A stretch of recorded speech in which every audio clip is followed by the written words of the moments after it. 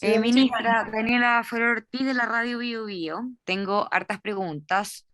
Una de ellas es, ¿qué le parece esta discusión que, bueno, viene hace mucho rato sobre la ley de indulto?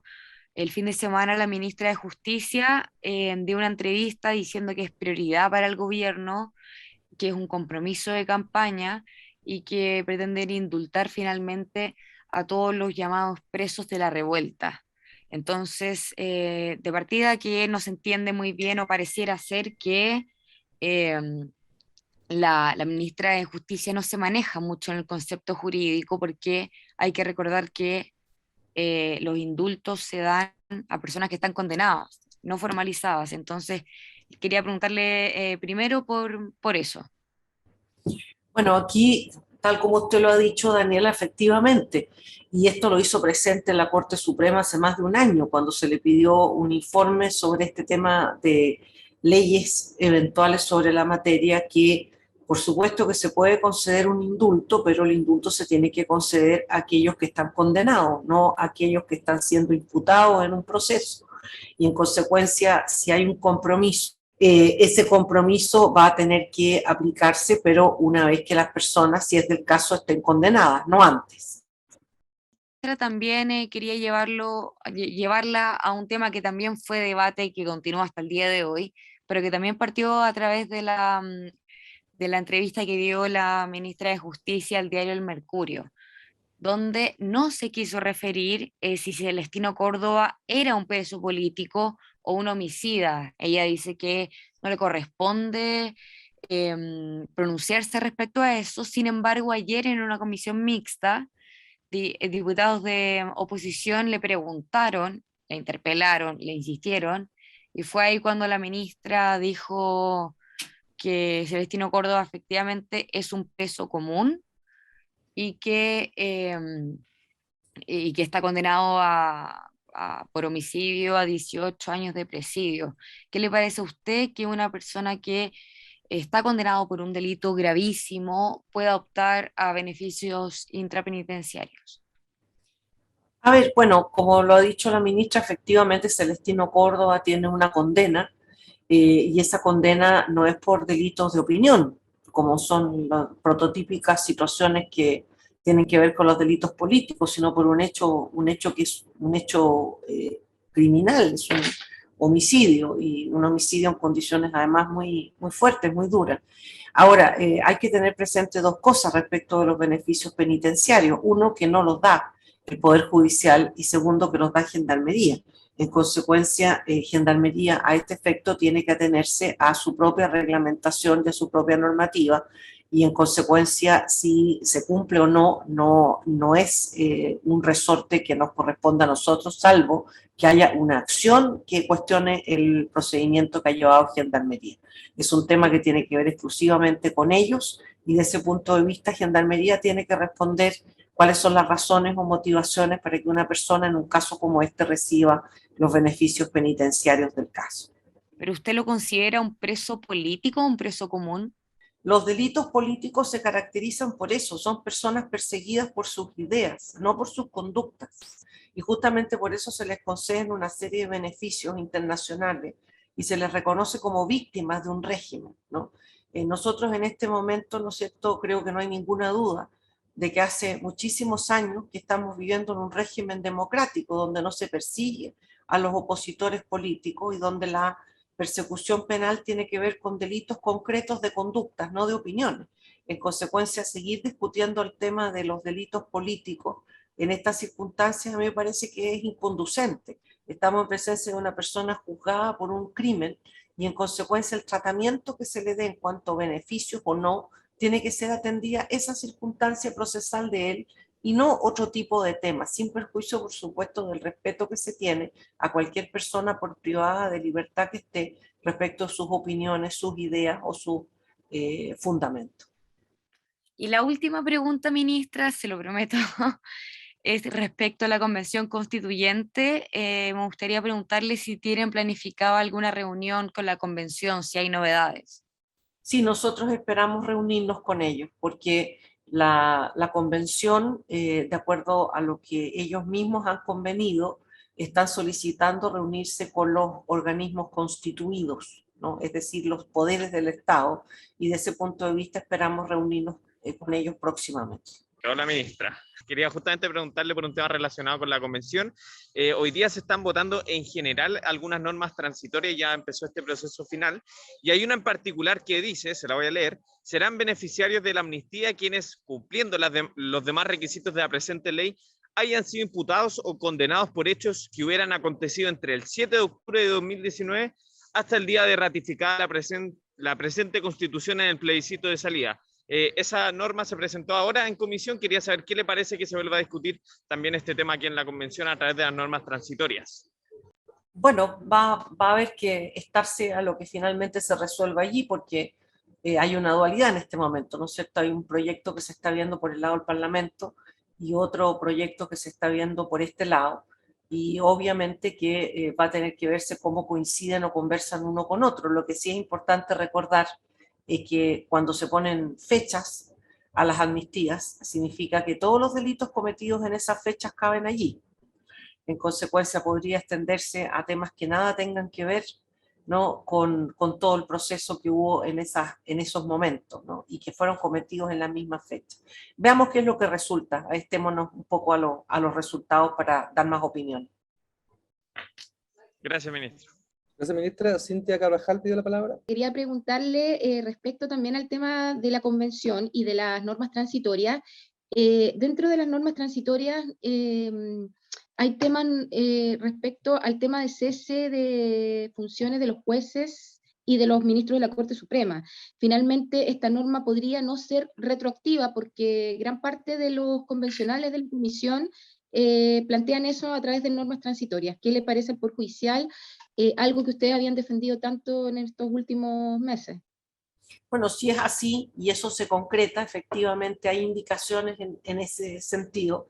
Nos parecería muy positivo porque, como lo hemos dicho muchas veces, el tema de hacer cambios tiene que tenerse, ¿no es cierto?, en consideración que esos cambios están haciéndose, mientras tanto hay un país que se encuentra en marcha y, por supuesto, no es excepción de ello el Poder Judicial. En consecuencia, el Poder Judicial sigue funcionando, y si de alguna manera hubiera una cesación importante, considerable de jueces, eso generaría un problema no para los jueces, sino para las causas mismas y, por supuesto, los destinatarios de la Administración de Justicia. Hemos sido muy insistentes, Cintia, en esa materia, en el sentido de que estas normas no sean retroactivas efectivamente y que los cambios se produzcan hacia adelante y no con los jueces que están cumpliendo sus mandatos. Así que esperamos que esas transitorias finalmente sean las que se aprueben en el Pleno de la Convención.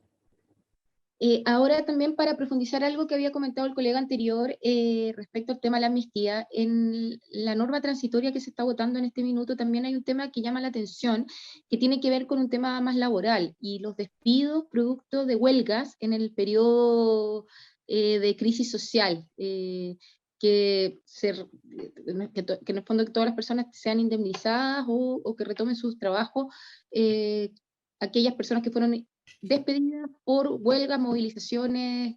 ¿Qué le parece a usted, ministra, también que eso se incluya dentro de esta norma transitoria vinculada a la amnistía?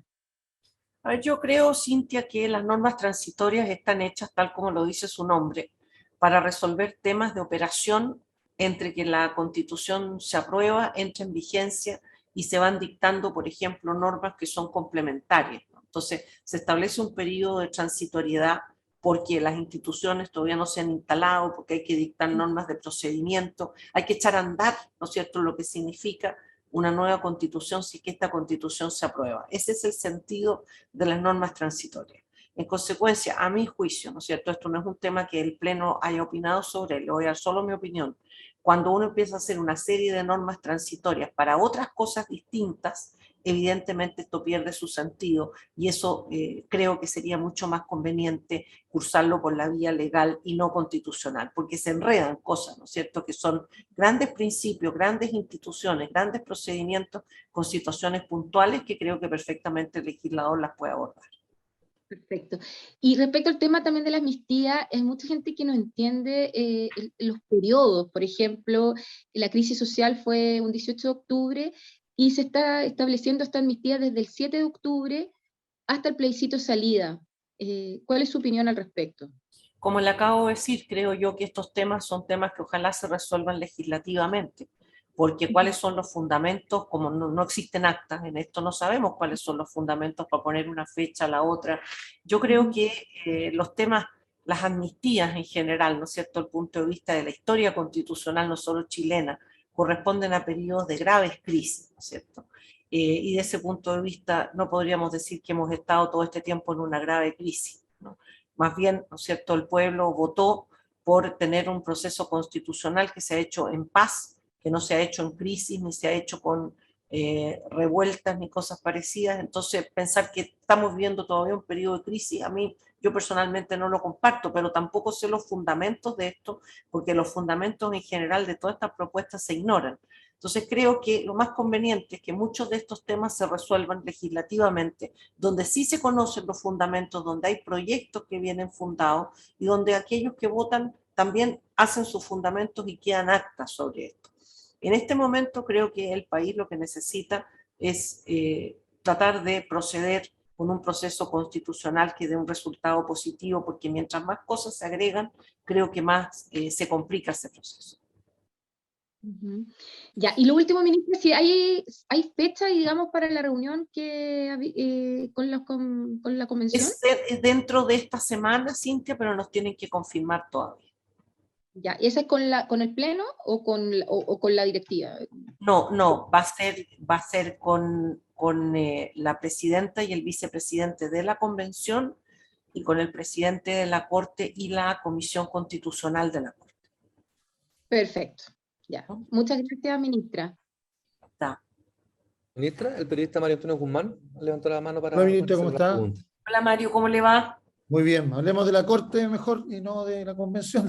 No, pero es porque ayer la Sala Penal informó de ya el cierre, podríamos decirlo así, del caso de Miguel Enrique de 1974, y destaca porque evidentemente su hijo fue ex candidato presidencial, es alguien que incide en la política única y todo lo demás, pero quiero preguntarle por el tema de, vamos a ir camino a los 50 años de 1973, del golpe. La Corte, podríamos decir, ha hecho esfuerzos por mantener a los ministros con dedicación exclusiva investigando, pero ¿cómo ven ese catastro? ¿Cómo han visto esa evolución en vista también del avance propiamente tal de los tiempos procesales y de la apelación y todas las últimas instancias?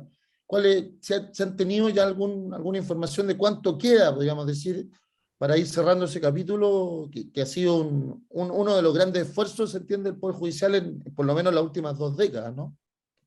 Sin duda, ¿no es cierto?, ha sido un proceso que tuvo una larguísima moratoria, ¿no es cierto?, durante muchísimo tiempo. Muchas de estas causas estuvieron dando bote, ¿no?, entre la justicia ordinaria y la justicia militar, fueron sobreseídas, fueron reabiertas. Eso generó, ¿no es cierto?, a veces lapsos de muchísimos años, ¿no?